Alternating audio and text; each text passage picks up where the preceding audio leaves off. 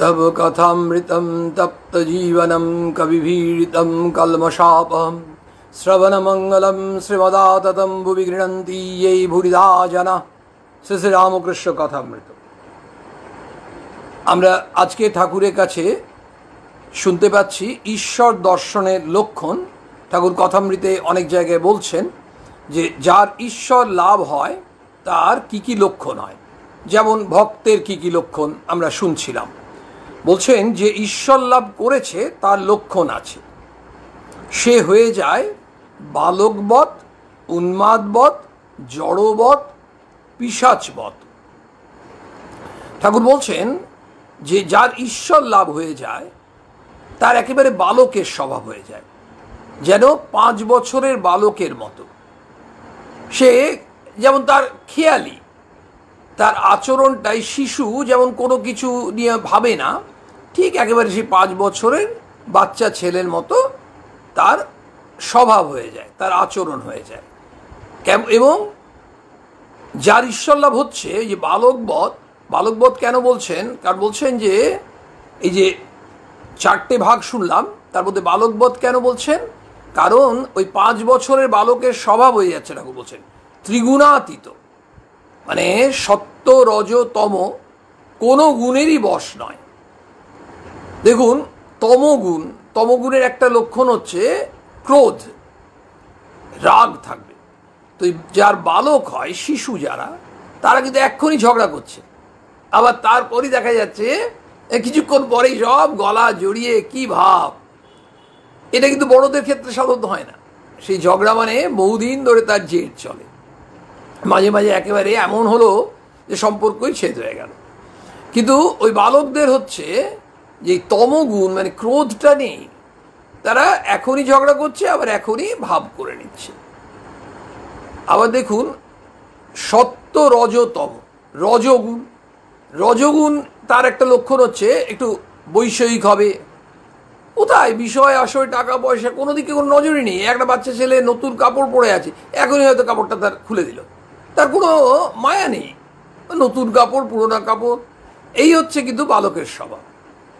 আবার সত্যগুণের লক্ষণ যে সত্যগুণে আট নেই। কেন নেই? কারণ সত্যগুণ মানে তার মধ্যে একটা ভালোবাসা থাকবে, সেই ভালোবাসা বা টান।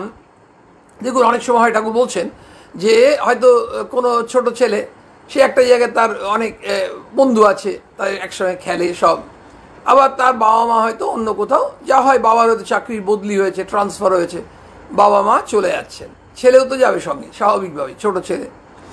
ওখানে গিয়ে আবার ওই নতুন বন্ধুদের সঙ্গে সব সম্পর্ক তৈরি করলো, ওদের সঙ্গে খেলছে, খেলাধুলা করছে, সব করছে, আনন্দ করছে, ফুর্তি করছে, ওই পুরনো বন্ধুগুলো সব ভুলে গেছে।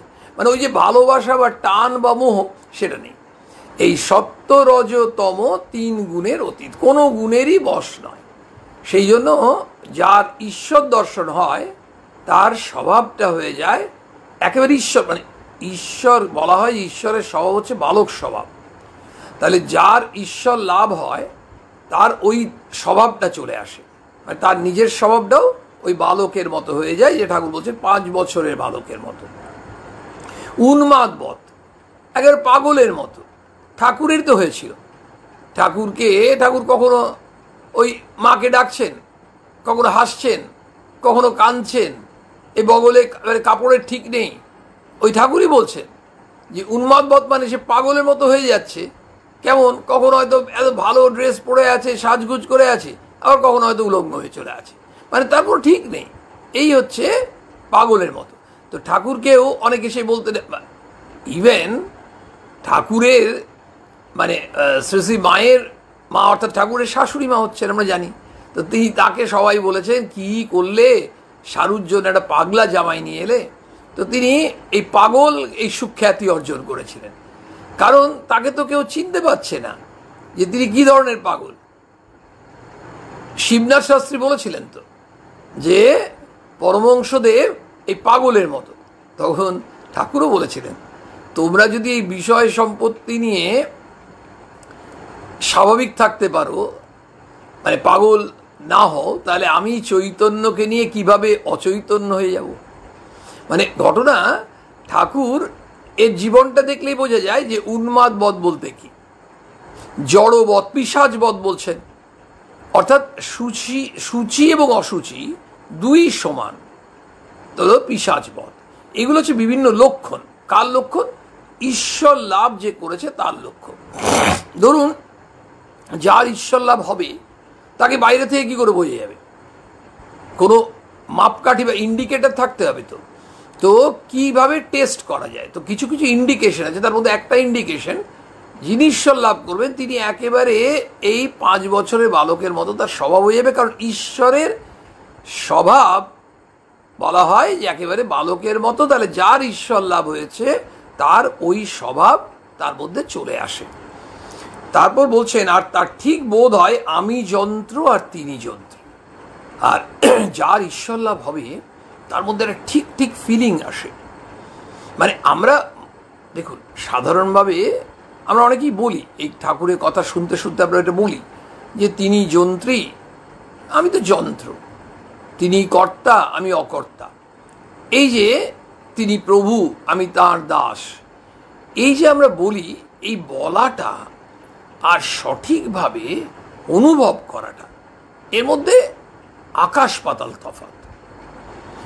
যিনি, ঠাকুর বলছেন, যার ঈশ্বর লাভ হয়েছে তার মধ্যে কি হবে? তার ঠিক বোধ হয়। মানে তার মধ্যে যে অনুভূতিটা হচ্ছে ওটা হচ্ছে একদম ঠিক ঠিক অনুভূতি। মানে কোনো সুপারফিশিয়াল অনুভূতি নয়, কোনো কৃত্রিম অনুভূতি নয়, কিংবা কোনো সাময়িক অনুভূতি নয়। এমন হতে পারে আমাদের হয়তো সাধারণ মানুষ, আমাদের সাময়িক অনুভূতি হলো যে ভগবান একেবারে আমাকে যন্ত্র করে এই কাজটি করালেন। আবার এই অনুভূতিটি হয়তো পরের দিন থাকবে না, বা 6 মাস পর থাকবে না। কিন্তু যার ঈশ্বর লাভ হবে তার ঠিক ঠিক বোধ হবে আমি যন্ত্র আর তিনি যন্ত্রী, তিনি যা করাচ্ছেন। যেটা আমরা ঠাকুরের দেখেছি। ঠাকুর, আমরা যা ঠাকুরের জীবনী আমরা যা পড়ি, জীবন যা পড়ি, কি দেখতে পাচ্ছি? ঠাকুর সব কিছুতে বলছে মাময়, আমি কিছুই জানি না। স্বামী যখন বলছেন যে আপনি এটা আমাকে বলছেন, ঠাকুর যে আমি কি বললাম বল, আমি কিছু বলিনি, মা আমাকে যা বলাচ্ছেন আমি তাই বলছি একেবারে। তো ওই যে সমস্ত সময় মা যন্ত্রী, ঠাকুর যন্ত্র, এই যে ঠাকুর দেখাচ্ছেন, সেটি আমাদের মধ্যে বলছে যার মধ্যে সেই ঈশ্বর লাভ হবে তার মধ্যে এটিও আসবে। আর তিনি কর্তা আর সকলেই অকর্তা। মানে তিনি যন্ত্রী, তিনি কর্তা, এই যে ঈশ্বর, এবং আমরা হচ্ছি তার হাতে যন্ত্র, আমরা অকর্তা। এই অনুভূতিটা ঠাকুর বলছে না, এইটা তোমার ঠিক ঠিক বোধ আসতে হবে। শিখরা যেমন বলেছিল পাতাটি নড়ছে সেও ঈশ্বরের ইচ্ছা, রামের ইচ্ছাতেই সব হচ্ছে, এই বোধ। ওই গল্পটা আপনারা জানেন, ঠাকুরের কাছে আমরা শুনেছি সেই গল্প, সেই রামের ইচ্ছা। তাঁতি যেমন বলেছিল রামের ইচ্ছাতেই কাপড়ের দাম 1 টাকা 6 আনা, রামের ইচ্ছাতেই ডাকাতি হলো, রামের ইচ্ছাতেই ডাকাত ধরা পড়লো, রামের ইচ্ছাতেই আমাকে পুলিশ নিয়ে গেল, আবার রামের ইচ্ছাতেই আমাকে ছেড়ে দিল। সেই গল্পটা আমরা ঠাকুরের কাছে শুনেছি। খুব মানে কেমন সেই মানুষটি এত বিশ্বাস করে সব ভগবানের ইচ্ছা, সব রামের ইচ্ছা। না কি হলো, যখন সব বিবরণ দিচ্ছে যে একেবারে এই কাপড়ের দাম কত, না বলছে ওই 1 টাকা 6 আনা, সে তো রামের ইচ্ছায়, আমি কি করবো। আবার এই ডাকাতরা ডাকাতি করতে যাচ্ছিল, গাছতলায় বসেছিলেন, তাকে ধরে নিলেন। তো ধরে নিয়েছে, বলছে আমরা কি করবো, মানে আমি কি করবো, রামের ইচ্ছাতে আমাকে নিয়ে গেল, রামের ইচ্ছাতেই ডাকাতি হলো, রামের ইচ্ছাতে ডাকাত ধরাও পড়লো, আবার তাকে পুলিশ নিয়ে গেল। তো যে রামের ইচ্ছাতেই পুলিশ আমাকে নিয়ে গেল, কিন্তু রামের ইচ্ছাতেই আমাকে ছেড়ে দিল। মানে এতটা বিশ্বাস, যে এই বিশ্বাস তিনি সব করাচ্ছেন। মানে ডাকাতিটা হলো সেটাও রামের ইচ্ছা, পুলিশ নিয়ে গেল হাজতে সেটাও রামের ইচ্ছা, আবার ওই যে ছেড়ে দিল আমাকে সেটাও রামের ইচ্ছা। সব কিছু মানে যা কিছু হচ্ছে সব ভগবানের ইচ্ছায় হচ্ছে। এই বিশ্বাস যার ওই 100% হয়ে যাচ্ছে, ওই জায়গায় পৌঁছচ্ছে, কার হচ্ছে? যার ভগবান লাভ হচ্ছে। সন্ধে হয়েছে, ঠাকুর এখন বিশ্রাম করেনি, ভক্তর সঙ্গে খুব হরিকথা হচ্ছে। এবার পরের দিন আমরা আসছি দশহরা, 2রা আষাঢ়, জ্যৈষ্ঠ শুক্লা দশমী, শুক্রবার। ইংরেজি তারিখটা ছিল 15ই জুন 1883। ভক্তরা এসছেন ঠাকুরকে দর্শন করতে, দক্ষিণেশ্বর কালীবাড়িতে এসছেন, অধর এসছেন, মাস্টারের মশাই এসছেন, এরা সব এসছেন, দশহরা উপলক্ষে ছুটি পেয়েছেন। রাখালের বাপ ও তার বাপের শ্বশুর এসছেন। তো বাপ দ্বিতীয় সংসার করেছিলেন, তো ঠাকুরের নাম ওই শ্বশুর অনেক দিন ধরে শুনেছেন। তিনি সাধক মানুষ, শ্রীরামকৃষ্ণকে দর্শন করতে এসছেন। এসে এবার ওই শ্বশুর মশাই জিজ্ঞেস করছেন, মহাশয়, গৃহস্থাশ্রমে কি ভগবান লাভ হয়? ঠাকুরের কাছে এই প্রশ্ন কত ভক্ত করেছেন। কারণ এবং এটা আমাদের পক্ষে খুব ভালো হচ্ছে, কেন বলুন তো? আমরা তো গৃহস্থাশ্রমে আছি। কারণ আমাদের সকলেরই একটা ধারণা থাকতেই পারে, বা অনেকেরই ধারণা থাকতে পারে, যে যারা সন্ন্যাস আশ্রমে আছেন, যারা সাধু সন্ন্যাসী, তাদের ভগবান লাভ হতেই পারে। কিন্তু আমরা তো গৃহী, আমরা তো সংসারে আছি। তো ঠাকুর বারবার বলছেন, এই সংসারীদের জন্য ঠাকুরের বেশি চিন্তা। বলছে সংসারীদের কত জ্বালা, সংসারীদের জন্য ঠাকুর প্রার্থনা করছেন, মা ওদের ভক্তি ভাব দিস, ওদের যাতে শান্তি আসে। বলছেন ওই মাও বলছেন যে সংসারে তোমরা করছো, সব করছো, কিন্তু তার মধ্যে একটু একটু সময় করে নাও ওই ভগবানকে ডাকার। কিছু না পেলে সারাদিন তোমরা কাটো, যা করছো করো, রাত্রে বেলায় তোমরা ওই একেবারে ব্যাকুল হয়ে দুফোঁটা চোখের জল ফেলে তার স্মরণ মরণ করো, ব্যাস, আর কিচ্ছু না। তুমি ভগবানকে দেবেটা কি? সুশ্রীমা বলছেন না, তোমার কাছে দেওয়ার আছেটা কি? শব্দ তারই জিনিস তাকে দিচ্ছ। তোমার নিজের সম্পত্তি কি জানো? তোমার সম্পত্তি হচ্ছে দুফোঁটা চোখের জল, ওইটা তুমি দাও, আর তুমি ওই কেঁদে তুমি ভগবানকে ডাকো, স্মরণ মনন করো, তাহলেই তোমার কিন্তু সব হবে। এবং ঠাকুর বারবার বলছেন যে তুমি গৃহে আছো, তাদের দোষটা কি? কিচ্ছু দোষ নেই। এবং ভগবান লাভ হবে কি না ঠাকুর বলছেন, যখন তাকে জিজ্ঞেস করা হচ্ছে, মহাশয়, গৃহস্থাশ্রমে কি ভগবান লাভ হয়? মানে ইজ ইট পসিবল? আমরা কি ভগবান লাভ করতে পারি? ঠাকুর কি উত্তর দিচ্ছেন? শ্রীরামকৃষ্ণ হাসতে হাসতে বলছেন, কেন হবে না? কেন হবে না? মানে তিনি আসলে বোঝাতে চাইছেন, হ্যাঁ নিশ্চয়ই হবে। কেন হবে না? ভাবছো কেন এটা? পাকাল মাছের মতো থাকো। পাকাল মাছের মতো থাকা মানে সে পাকে থাকে কিন্তু গায়ে পাক নেই। ঠাকুর এই কথাটা বারবার বলছেন। নাগ মহাশয়ের সঙ্গে যখন নাগ মহাশয় ঠাকুরের সাক্ষাৎ পেয়েছিলেন, তখন দেখা যাচ্ছে দ্বিতীয় বা তৃতীয় দর্শনে নাগ মহাশয়কেও ঠাকুর বলছেন যে দেখো সংসারে কিভাবে থাকতে হবে, না ওই পাকাল মাছের মতো। পাকাল মাছ কি করে? পাকেই থাকে। কিন্তু অদ্ভুত ব্যাপার, মাছটা পাকে থাকে বলে পাকাল মাছ, কিন্তু গায়ে পাক লাগায় না। তো বলছে তুমি সংসারেই থাকবে, কিন্তু সংসারে যে ময়লা সেটা মনে লাগবে না, এমনভাবে থাকবে। মানে অর্থাৎ পাকাল মাছ, কিন্তু কই গায়ে তো পাক লাগালো না। সংসারী লোক সংসারে থাকলো, কিন্তু তার প্রত্যেকের তো একটা মন আছে। তুমি মনটাকে দূষিত করো না, মনটা একদম খুব পবিত্র রাখো, ব্যাস হয়ে গেল। ভগবান লাভ হবে কোত্থেকে? শব্দ মনে দিয়ে। মানে আমরা এই যে শরীর নিয়ে আমরা এত ভাবি, নিশ্চয়ই ভাবতে হবে, কিন্তু মনটা নিয়ে আমাদের নজরটা কম। মনটাকে ঠিক করা, শরীরের মেরামতি আমরা করি। কোনো একটা জিনিস যদি আমাদের একটু খারাপ হয়, যে কোনো জিনিস, তাহলে আমরা সেটাকে রিপেয়ার করার জন্য সেই দোকানে দিই বা আমরা মেকানিককে বলি। তো মনটাকেও তো আমাকে রিপেয়ার করতে হবে, কারণ মনটা তো গন্ডগোল হয়ে আছে। এবং ঠাকুর বললেন না, বারবার বলছেন, দেখো যে যত সরল হবে সে তত ভগবান লাভ করা তার পক্ষে সোজা। যে যত সত্যকে আঁকড়ে ধরবে সে তত সত্যাশ্রয়ী, তার তত ভগবান লাভের পথে অনেক বেশি সহজ হবে। যে যত ভাবের ঘরে চুরি করবে না, মন পবিত্র হবে, তার পক্ষে ঈশ্বর লাভ সোজা। তাহলে সংসারে থাকতে গেলে আমাদের কিছু কিছু জিনিস করতে হবে। কেমন করতে হবে? না সংসারে থাকব, কিন্তু আমরা এই সাংসারিক যে বিভিন্ন ধরনের এই অঙ্কট বঙ্কট ঠাকুরের বাসায় কুটকচালি, ধরুন আমরা খুব নিজের কথা ভাবছি, আত্মকেন্দ্রিক হয়ে গেছি, খুব আত্মকেন্দ্রিক। আজকাল দেখুন আমরা খুব বেশি আত্মকেন্দ্রিক হয়ে গেছি, যে কোনো কারণেই হোক। আমাদের অহংকার আছে, আমাদের কামনা বাসনা আছে, খুব লোভ আছে, হিংসা আছে, ঈর্ষাবোধ আছে, এইগুলো যত আমাদের মনের মধ্যে মানে একেবারে জায়গা করে নেবে, তখন অসুবিধা একটি হচ্ছে মনটা তো ইমপিউরিটিসে ভরে যাচ্ছে। আর যখন মনটা ইমপিওর হচ্ছে, অশুদ্ধ হচ্ছে, সেই মন নিয়ে তো আমরা এই এই যে আধ্যাত্মিক পথে এগোতে চাইছি, কি করে এগোবো? আমাদের মনটাকে শুদ্ধ করতে হবে। সেই জন্য ঠাকুর বলে সংসারে থাকলে হবে না কেন, হবে, পাকাল মাছের মতো থাকতে হবে। আর ঘুষকির মতো থাকুক, সে ঘর কন্যার সব করে, কিন্তু মন উপপতির উপর পড়ে থাকে। ঈশ্বরের উপর মন ফেলে রেখে সংসারে কাজ সব করো। আচ্ছা, আমাদের পক্ষে সম্ভব ঈশ্বরে মন রাখবো আর সংসারে সব কাজ করব, বিষয়কর্ম করব, বাজার দোকান করব, অফিস করব, কারখানা করব, ব্যবসা করব, সংসারের আর 5টা কাজ করব? কি করে সম্ভব ঈশ্বরে মন রেখে? এটা কি মানে খুব সহজ কাজ? ঠাকুর নিজেই বলছে সহজ কাজ নয়, বলছে কিন্তু বড় কঠিন।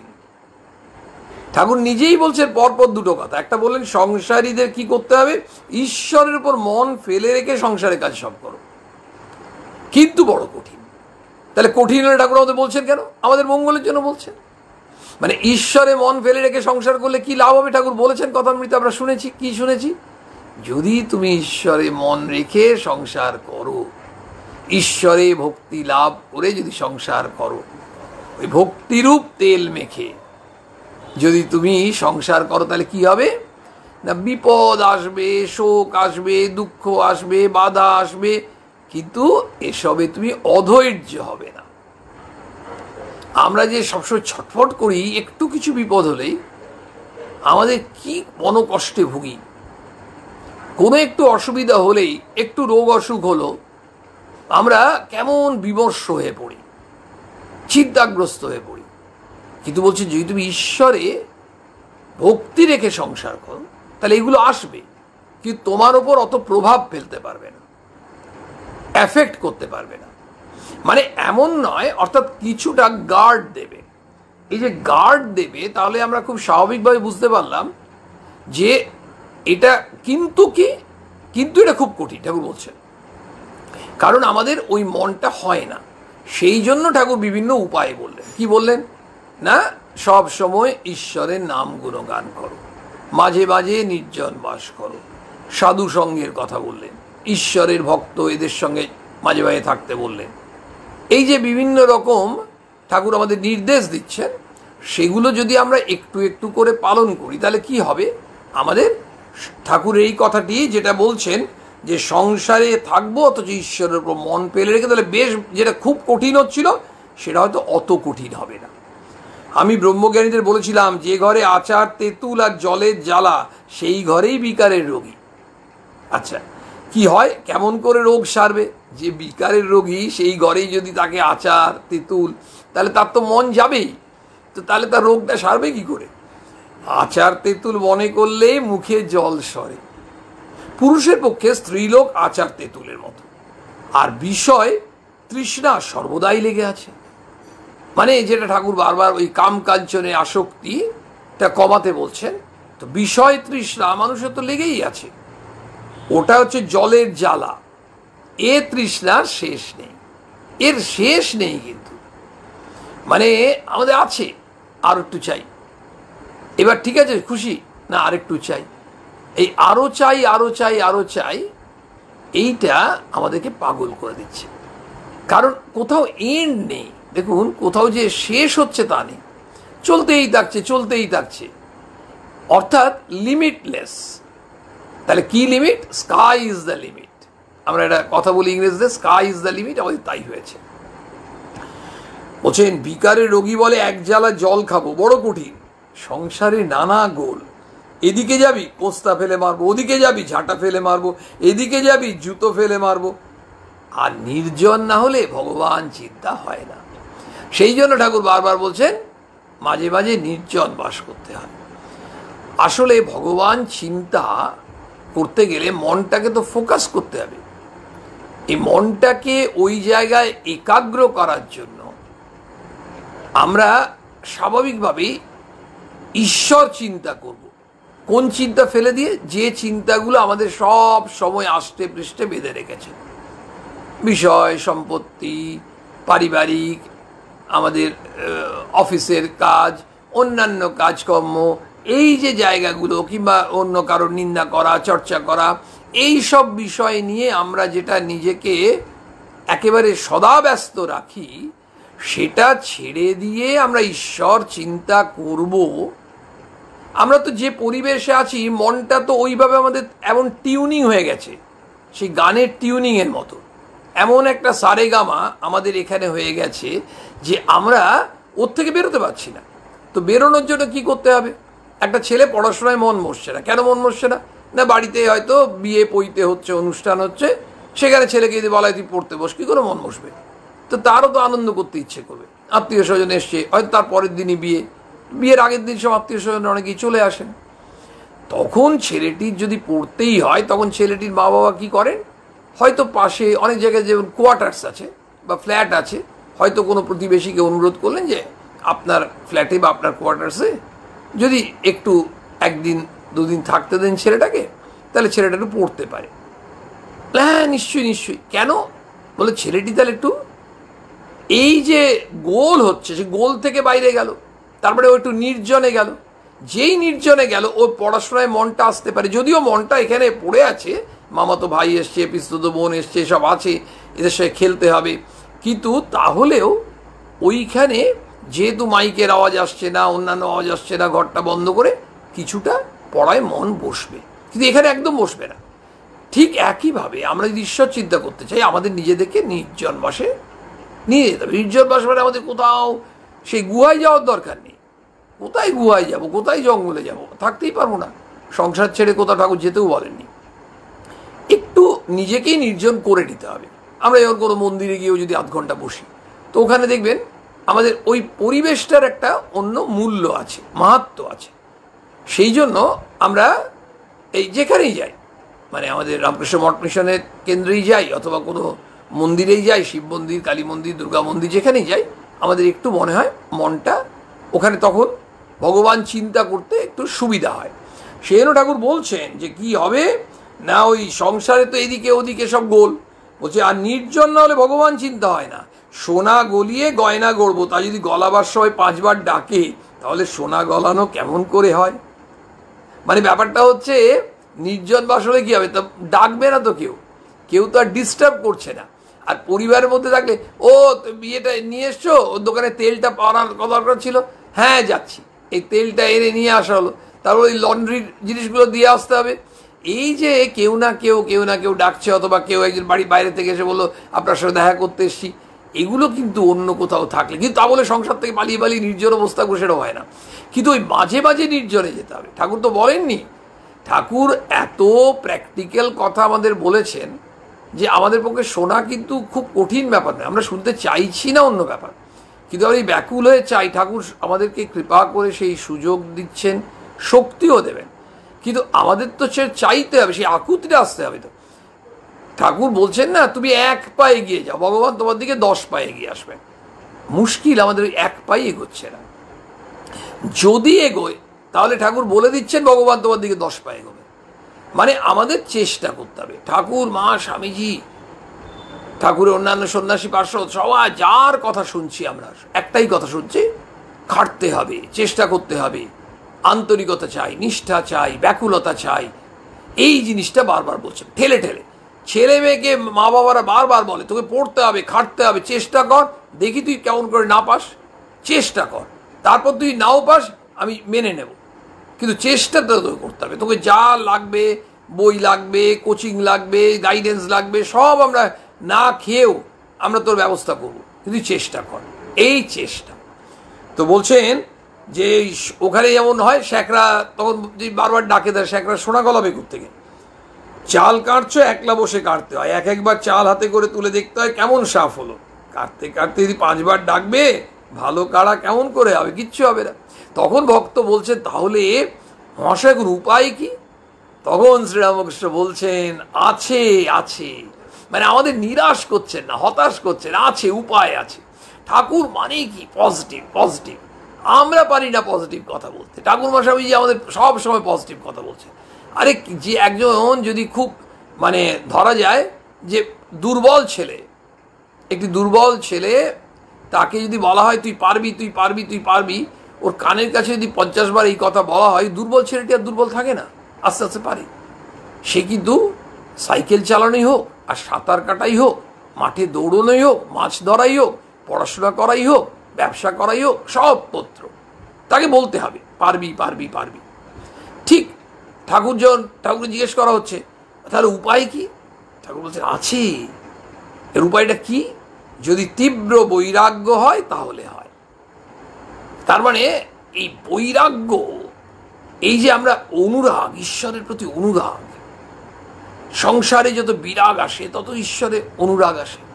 আসক্তি, আমরা যে বলি না ঈশ্বরের প্রতি আসক্তি কি করে আসবে? সংসারে যত আমাদের অনাসক্তি আসবে তত ঈশ্বরে আসক্তি আসবে। দুটো একসাথে। এবার আমরা যদি কাউকে ভালোবাসি, তাকে আমরা সাধারণভাবে হিংসা করতে পারবো না, তাকে ভালোবাসি। তো ভালোবাসলে তার যেটাই দেখব উন্নতি হয়েছে, তার আনন্দের খবর এসছে, আমরাই নিজেরা লাফাতে শুরু করি। কারণ ওটা কি হয়, ওটা আর্টিফিশিয়াল নয়, কাউকে দেখানো নয়, ওকে ভালোবাসি তো ওটা অন্তর থেকে চলে আসে। আবার ওর কিছুটা খারাপ শুনলাম, কেমন মনটা খারাপ হয়ে গেছে, ওর খারাপ হয়েছে কিন্তু আমার মন খারাপ হয়ে গেল, এটা অদ্ভুত হয়। আর যাদেরকে সত্যিকার ভালোবাসি না, তাদের কিছু সুখবর শুনলে ভেতরে ভেতরে কেন যাই না একটা মিক্সড রিয়াকশন হয়, অথবা অনেক সময় সত্যিকারে হয়তো জ্বলন হচ্ছে, তারপরে তাকে ভালোবাসি না, সত্যিকারে ভালোবাসি, টেস্ট করা যায়। তেমনি বৈরাগ্য যখন আসবে সংসারে, মানে ঈশ্বরের প্রতি অনুরাগ আসবে, সেটারও তো লেভেল আছে। ধরুন আমরা যখন কোনো একজন পেশেন্টের টেম্পারেচার দেখা হচ্ছে 102 হয়ে গেছে, 103 হয়ে যাচ্ছে, তখন বলা হচ্ছে জ্বরটা খুব বেশি জ্বর। ডাক্তারবাবুকে বলা হচ্ছে, ডাক্তারবাবু বলছে না না জ্বরটা খুব বেশি। আবার 100রও কম, বলছে না ঠিক আছে, ও হালকা জ্বর আছে, ও ব্যাপার না, ও ঠিক আছে। তাহলে ব্যাপারটা হচ্ছে সব জায়গাতেই গরম পড়ে, গরমকালে গরম তো পড়বেই, স্বাভাবিক। কিন্তু যখন দেখা যাচ্ছে 35 ডিগ্রি, তখন আমরা বিশেষ নয়, কিন্তু 45 ডিগ্রি 47 ডিগ্রি তা ছটফট করি আমরা, কেন? তীব্র গরম পড়েছে। শীতও মাঝে মাঝে কয়েকদিনের জন্য তীব্র শীত হয়। তাহলে তীব্র, ঠাকুর বলছেন যদি তীব্র বৈরাগ্য হয়, বৈরাগ্য হলে হবে না, তীব্র হয়, তাহলে হয়। মানে এমন বৈরাগ্য আসতে হবে, এত মানে ভগবানের প্রতি এত টান আসতে হবে, তখন এটা হবে, যেটা ঠাকুর বলছেন ভক্ত, যা মিথ্যা বলে জানছি রোগ করে তৎক্ষণাৎ ত্যাগ করো। এটা সত্য নয়, জেদ করতে হবে, রোগ চাই, রোগ। এই রোগ কিন্তু আধ্যাত্মিক পথে উঠতে গেলে রোখের খুব দরকার। অবশ্যই জাগতিক দিকেও কিন্তু রোগ ছাড়া হয় না। যখন আমার ভারী ব্যামো গঙ্গাপ্রসাদ সেনের কাছে লয়ে গেল, গঙ্গাপ্রসাদ বললে স্বর্ণপটপটি খেতে হবে, কিন্তু জল খেতে পাবে না, বেদানার রস খেতে পারো। সকলে মনে করলে জল না খেয়ে কেমন করে আমি থাকবো, আমি রোগ করলাম আর জল খাবো না। পরমহংস, আমি তো পাতিহাঁস নই, রাজহাঁস, দুধ খাবো। ওই যে ঠাকুর জেদ করলেন যে আমি জল খাবো না, বলছেন যে কোনো জিনিসে জেদ, ডিটারমিনেশন দরকার, রোখ দরকার। কিছুদিন নির্জনে থাকতে হয়, এইটি ঠাকুর প্রায়ই বলছেন। কারণ এটা ছাড়া আমাদের তো মনটা বসবে না। কিছুদিন নির্জনে থাকলে কি হবে, মনটা ওইমুখী হবে। যত ঈশ্বর অভিমুখে মনটা যাবে এবং তারপর সেই মনটা তৈরি, নতুন করে মনটা প্রস্তুত হচ্ছে। যেমন যারা মিষ্টি তৈরি করেন, তারা কি করেন, ওই ছানারই মিষ্টি তৈরি করছে, কিন্তু বিভিন্নভাবে মিষ্টিটা নিশ্চয়ই প্রস্তুত করেন। আমরা তো মিষ্টিটা কিনে নিয়ে আসি দোকান থেকে, প্রস্তুতি দরকার হয়।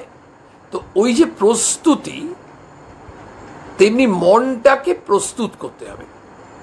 মনটা প্রস্তুত করার জন্য কি জন্য প্রস্তুত করতে চাইছি আমরা? ঠাকুর যেটা বলছেন, বারবার আমাদের কথামৃতে বলছেন, বারবার একটা জিনিস স্মরণ করিয়ে দিচ্ছেন, দেখো মনুষ্য জন্ম পেয়েছো তো, মানে তোমরা এই মনুষ্য জন্মটাকে নষ্ট হতে দিও না। কিন্তু মনুষ্য জন্ম নষ্ট হচ্ছে না কাজে লাগছে বুঝবো কি করে? ঠাকুর বলছেন মনুষ্য জীবনের উদ্দেশ্যটা শোনো, নিয়ে বলে বারবার বলছে ভগবান লাভ হচ্ছে মনুষ্য জীবনের উদ্দেশ্য, ঈশ্বর লাভ। তাহলে ঈশ্বর লাভ করবো কি করে? ঈশ্বর লাভ হলে কি কি লক্ষণ, সেটা একটু আগে শুনছিলাম ঠাকুরের কাছে। ঈশ্বর লাভ করার উপায় কি, ঠাকুর বারবার আমাদেরকে বলছেন। এই ভক্ত জিজ্ঞেস করছেন, আমরা জিজ্ঞেস করছি, যিনি জিজ্ঞেস করছেন, যিনি ঠাকুরের কাছে বসে জিজ্ঞেস করছেন, যেন মনে হচ্ছে যে আমরা হলেও তো একই জিজ্ঞেস করতাম, যে আমরা সংসারে থেকে কি করে হবে, আমরা তো গৃহী মানুষ, আমাদের কত সংসারে কাজ থাকে, জ্বালা ইত্যাদি, দুঃখ কষ্ট, এর মধ্যে ভগবানকে ধরবো কী করে। তো ঠাকুর যে প্রেসক্রিপশনগুলো দিচ্ছেন তার মধ্যে স্ট্রেসফুলি বলছেন, দেখুন, প্রার্থনা করো, চাই, তোমাকে ভগবানের জন্য কাঁদতে হবে, তাকে ভালোবাসতে হবে, তার প্রতি অনুরাগ জন্মাতে হবে, তীব্র বৈরাগ্য দরকার, বিভিন্ন ক্ষেত্রে বিভিন্ন, ঈশ্বরের নাম করতে হবে, নামের বিরাট মাহাত্ম্য, ঈশ্বরের নাম করে যাও, বারবার বলছেন নাম করো, নাম করো, নাম করো। এবং নামে যদি তোমার রুচি না হয়, যখন কেউ জিজ্ঞেস করতে বলছি, তাকে যে প্রার্থনা করো যে তোমার নামে রুচি হচ্ছে না, আমাকে তুমি এমন করে দাও যাতে তোমার নাম করতে আমার রুচি হয়। সব কিছু বলছেন, তার মধ্যে কতকগুলো জিনিসে যে জোর দিচ্ছেন, তার মধ্যে একটা জিনিসে জোর দিচ্ছেন যে নির্জন বাস, মাঝে মাঝে তুমি নির্জনে থাকো, তাহলে তোমার মনটা তৈরি হবে, ভগবানের প্রতি ভালোবাসা আসবে। এবং আবার কিছুদিন সংসারে আছি, সবই আছি, আবার একটু নির্জনে থাকছি, সেই জন্য অনেকে দেখবেন সংসারে থাকেন, আবার তো 2-3 দিন কোথাও আশ্রমে গিয়ে একটু গেস্ট হাউসে থাকলেন, সেখানে অনুমতি নিয়ে থাকার ব্যবস্থা হলো, ওই যে 3 দিন ওখানে আছেন, একেবারে অনেকটা ভগবান চিন্তা করার সেই তন্ময়তা আসছে, আবার সংসার আসছে, কিন্তু ওটা কি হচ্ছে, ডেফিনেটলি সেই মনটাকে তৈরি করতে সাহায্য করছে। সেজন্য বলছেন কিছুদিন নির্জনে থাকতে হয়, বুড়ি ছুঁয়ে ফেললে আর ভয় নেই। ওই যে বুড়ি ছোঁয়ার কথাটা বারবার বলছেন, খুঁটির কথা বলছেন, সোনা হলে তারপরে যেখানেই যা, সোনা হলে তারপরে যেখানেই থাক। নির্জনে থেকে যদি ভক্তি লাভ হয়, যদি ভগবান লাভ হয়, তাহলে সংসারেও থাকা যায়। রাখালে বাবার দিকে তাকিয়ে বলছেন যে দেখো, যদি নির্জনে থাকার পর একটু ভক্তি লাভ হলো, ঈশ্বরে ভক্তি লাভ, ভগবান লাভ হয়ে গেল, তাহলে তো সংসারও থাকা যাবে, অসুবিধা কি আছে? ভগবান লাভ হয়ে গেছে তো, ভগবান লাভ হওয়ার পর তাকে গিয়ে কোথাও গিয়ে আশ্রমে গিয়ে থাকতে হবে, এর কোনো মানে নেই। তাই তো ছোকরাদের থাকতে বলি, কেননা এখানে দিন কতক থাকলে ভগবানে ভক্তি হবে, তখন বেশ সংসারে গিয়ে থাকতে পারবে। মানে ঠাকুর তো যারাই আসতেন, ঠাকুর যাদেরকে বেছে নিচ্ছেন, সেই ছোকরাদের কথা বলছেন, তাদেরকে আসলে বলতেন যে 2 দিন থেকে যা, দাঁড়া কাল যাবি। এই যে ঠাকুর আটকে দিতেন, কেন আটকে দিতে চাইতেন? কারণ ওখানে থাকা মানেই কি হচ্ছে, ঠাকুর ভগবানের আলোচনা করবেন, ঈশ্বরী আলোচনা করতে করতে কী হবে, এক হলো নির্জন বাস, তারপর তার কাছে থাকা, তার কাছে থেকে স্বাভাবিকভাবেই তার ভগবানে ভক্তি জন্মাবে, এবং তারপর যদি গিয়ে সংসারে থাকেও সে কিন্তু ওই বেসামাল হয়ে যাবে না। একজন ভক্ত বলছেন, ঈশ্বর যদি সবই করছেন তবে ভালো মন্দ পাপ পুণ্য এসব বলে কেন? পাপও তাহলে তাঁর ইচ্ছা। তো রাখালে বাপের শ্বশুর বলছেন, তাঁর ইচ্ছা আমরা কি করে বুঝবো? তখন শ্রীরামকৃষ্ণ বলছেন, পাপ পুণ্য আছে, কিন্তু তিনি নিজে নির্লিপ্ত। পাপ পুণ্য তো আছেই আছে, বায়ুতে সুগন্ধ আছে, দুর্গন্ধ আছে, সব রকম আছে, কিন্তু বায়ু তো নিজে নির্লিপ্ত, তার সৃষ্টি এই রকম, ভালো মন্দ, সৎ, যেমন গাছের মধ্যে কোনোটা আম গাছ, কোনোটা কাঁঠাল গাছ, কোনোটা আমড়া গাছ, মানে গাছের যেমন ভেরিয়েন্ট আছে, এখন আমাদের করোনার হয়েছে ভেরিয়েন্ট, তেমনি মানুষেরও মধ্যে ডিফারেন্ট কাইন্ডস অফ পিপল আছে, বিভিন্ন ধরনের বিভিন্ন প্রকৃতির মানুষ আছে। মানে এখানে ধনী দরিদ্র, শিক্ষিত অশিক্ষিত বলা হচ্ছে না, মানে দুষ্ট লোক হতে পারে, ভালো লোক হতে পারে, সৎ মানুষ হতে পারে, অসৎ মানুষ হতে পারে, উদার মানুষ হতে পারেন, স্বার্থপর মানুষ হতে পারেন, এই ধরনের ঈর্ষাপরায়ণ মানুষ হতে পারেন, প্রেমিক মানুষ হতে পারেন। তো বলছেন, দেখো না, দুষ্ট লোকেরও প্রয়োজন আছে। যে তালুকের প্রজারা দুর্দান্ত, সে তালুকে একটা দুষ্ট লোককে পাঠাতে হয়, তবে তালুকের শাসন হয়। মানে দুষ্ট লোকের প্রয়োজন নেই এটা কিন্তু বললে হবে না। ধরো কোথাও প্রজারা খুব করছে, মানে একটু অত্যাচারী, এই ধরনের, ভালো নয়, দুর্দান্ত, সে তালুকে একটা দুষ্ট লোককে পাঠাতে হচ্ছে। আবার গৃহস্থাশ্রমে কথা পড়লো, তখন ঠাকুর বলছেন কি জানো, সংসার করলে মনের বাজে খরচ হয়ে পড়ে। এই বাজে খরচ হওয়ার দরুন মনের যা ক্ষতি হয়, সে ক্ষতি আবার পূরণ হয় যদি কেউ সন্ন্যাস করে। আসলে বাজে খরচ সব জিনিসেই তাই, অপচয় করলে তো হবে না। আমরা যেমন যে আর্থিক রোজগার হয়, আয় হয়, সেটা আমরা চেষ্টা করি যাতে বাজে খরচ কম হয়, তাহলেও আমাদের সবারই কিছু না কিছু ক্ষেত্রে বাজে খরচ হয়ে যায়, তখন আমাদের অত কষ্টও হয়। তেমনি মনেরও বাজে খরচ, মানে মনটাকে যদি প্রপার জায়গায় আমরা কাজে না লাগাতে পারছি তাহলে বাজে খরচ। যেমন বাজে খরচ কখন বলছি, আমরা যদি চাল ডাল কিনি তখন কি আমরা বাজে খরচ বলি? কিন্তু দেখা যাচ্ছে হয়তো আমরা বাসেও যেতে পারতাম, না গিয়ে ট্যাক্সিতে গেলাম, তখন মনে হলো ট্যাক্সিতে গেলাম ঠিকই, একটা বাজে খরচ হয়ে গেল। কোথায় 10-20 টাকায় দুজনে চলে যেতে পারতাম, ওর দুজনে ট্যাক্সিতে গেলাম, সেখানে দেখা গেলো হয়তো 180 টাকা মিটার লেগে গেল, তাহলে কত টাকা বাজে খরচ হয়ে গেল, আমরা ভুল করলাম, এসব ভাবি। তো বলছে সংসার করলে মনের বাজে খরচ হয়ে পড়ে। এই বাজে খরচ হলে কি হচ্ছে, মনের ক্ষতি হচ্ছে। সেই ক্ষতি পূরণের জন্য, সেই ক্ষতি যদি আবার পূরণ হয় যদি কেউ সন্ন্যাস করে, তাহলে বাপ প্রথম জন্ম দেন, তারপর দ্বিতীয় জন্ম কখন হয়, উপনয়নের সময়, দ্বিজ বলে, দ্বিজ, দ্বিতীয়বার জন্ম। আরেকবার জন্ম হয় সন্ন্যাসের সময়। কামিনী ও কাঞ্চন এই দুটি বিঘ্ন, মানে মেন বাধা কি, এই ঠাকুর বার বলছেন কাম কাঞ্চনে আসক্তি ছাড়তে হবে। তো বলছেন মেয়ে মানুষের আসক্তি ঈশ্বরের পথ থেকে বিমুখ করে দেয়। কিসে পত নয়, পুরুষ জানতে পারে না।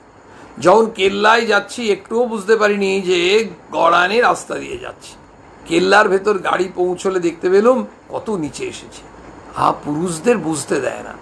কাপ্তেন বলে আমার স্ত্রী জ্ঞানী, ভূতে যাকে পায় সে জানে না যে ভূতে পেয়েছে, সে বলে বেশ আছি।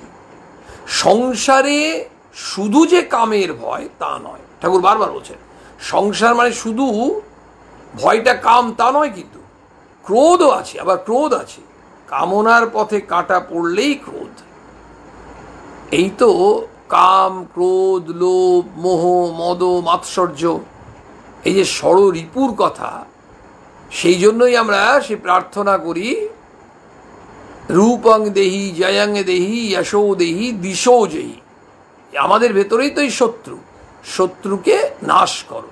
সুতরাং শুধু কাম নয়, তারপর ক্রোধ আছে, এই বিভিন্ন ধরনের, এগুলো সংসারীদের পক্ষে এক একটা বাধা। ওং নিরঞ্জনম নিত্যম অনন্তরূপং ভক্তানুকম্পা ধৃত বিগ্রহং বৈ ঈশাবতরং ঘর বিশ্ববিদ্যং রামকৃষ্ণং শিরসা নমামঃ।